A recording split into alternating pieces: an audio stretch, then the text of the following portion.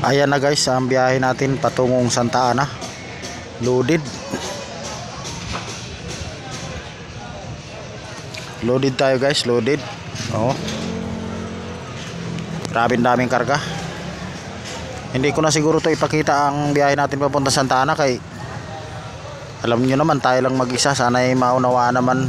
Ayan. Dito tayo sa Divisoria Mall.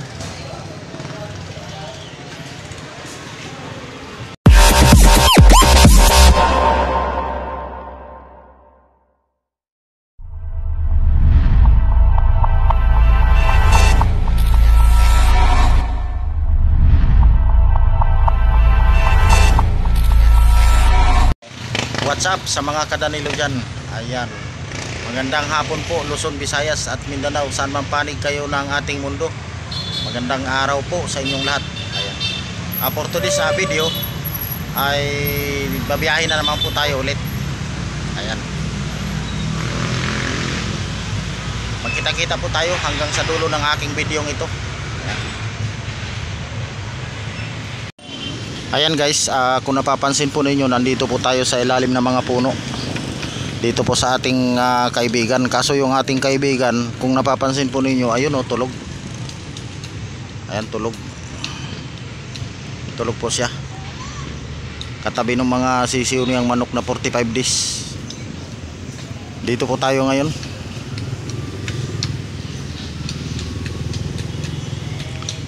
Dito po tayo muna maghintay ng oras kasi medyo mainit pa.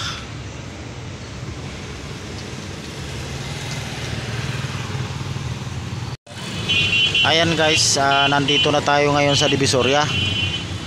Ang problema natin ngayon kasi baka hindi dumating yung ating ibibiyahe. Dami pakwan guys oh.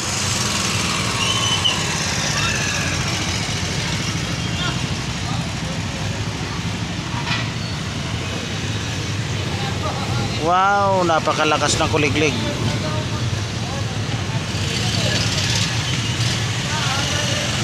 Ayan guys, abang-abang lang po tayo, baka dumating bigla yung ating sundo. Shout out.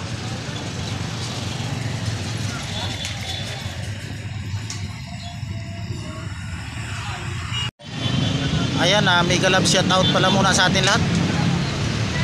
Babiyahe po tayo kaso hindi pa natin alam kung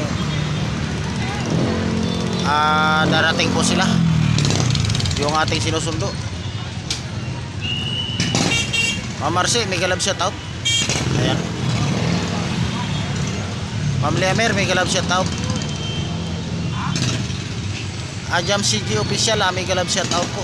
Ayan. Ilocanang Pinay, mega love shout out. Hindi ko na kayo isa-isahin kasi ang dami natin. Mega love shout out na lang sa inyo. Mabiyahe tayo kaso lang hindi natin alam kung anong oras kasi wala pang dumating. Ayan, mega love shout out pala muna dyan sa